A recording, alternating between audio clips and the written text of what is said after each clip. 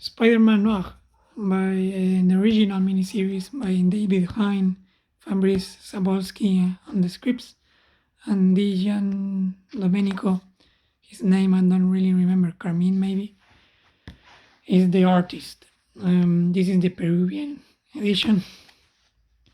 It is a little smaller than the regular comic size. Now, is it an interesting comic by the cartoonist point of view? Not really. Is it an interesting comic for the use of color? Not really also, but I didn't really expect much from this origin story, and it is a good one. It is a great comic, really. A great, if more,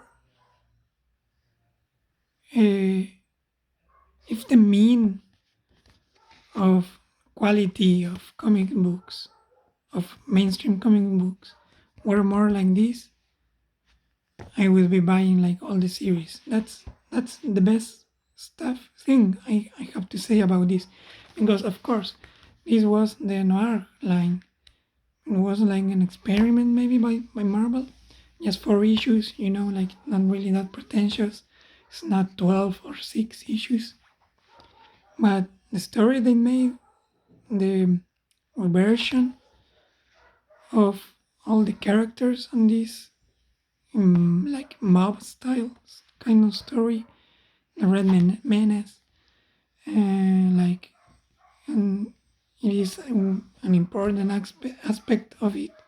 And Aunt May and Peter Parker are communist characters.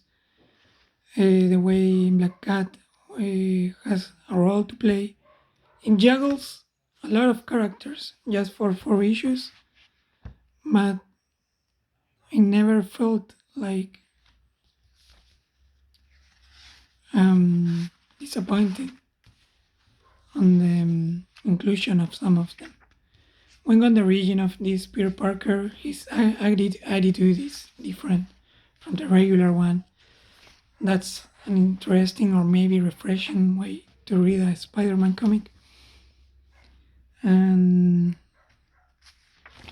the origin of this Spider-Man, that maybe is important to note. He gets a bit by a spider, but after that we got like the mystic kind of origin or explanation for his powers. It is pretty brief, but it is the mystic one. I mean, like the Straczynski run. Well, this was after that, so maybe that's why they did that. There are some splash pages. I mean, this artist, I really like him on Fantastic Four and all that, but he's not like a star talent. He's more like a fill-in artist.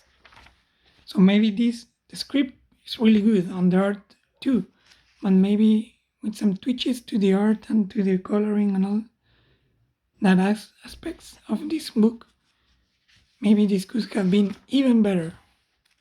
It is good already. I mean, it is a recommendation after all. I like it, and I want you, if you are a Spider-Man fan, you want to read another version of him, it is a good one.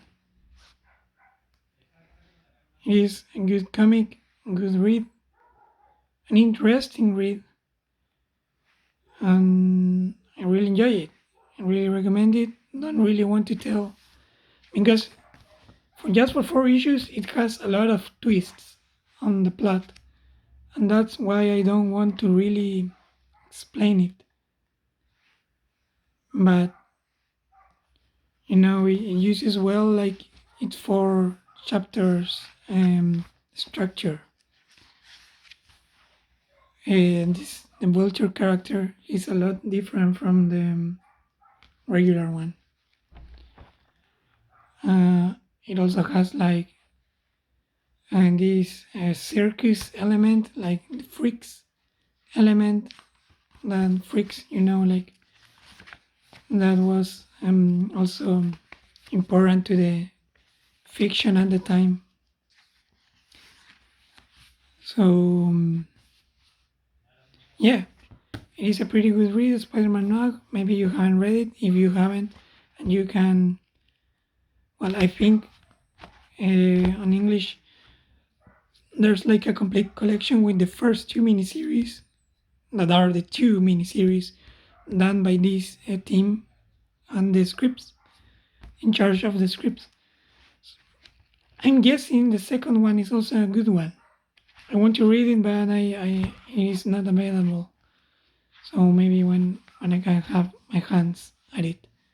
But as for now, it ends. It doesn't end with a cliffhanger. So it is self-contained, 4 issues. If you have the time, you can read it on one sitting. If you don't, on 4 sittings, it is also good reading. Recommended.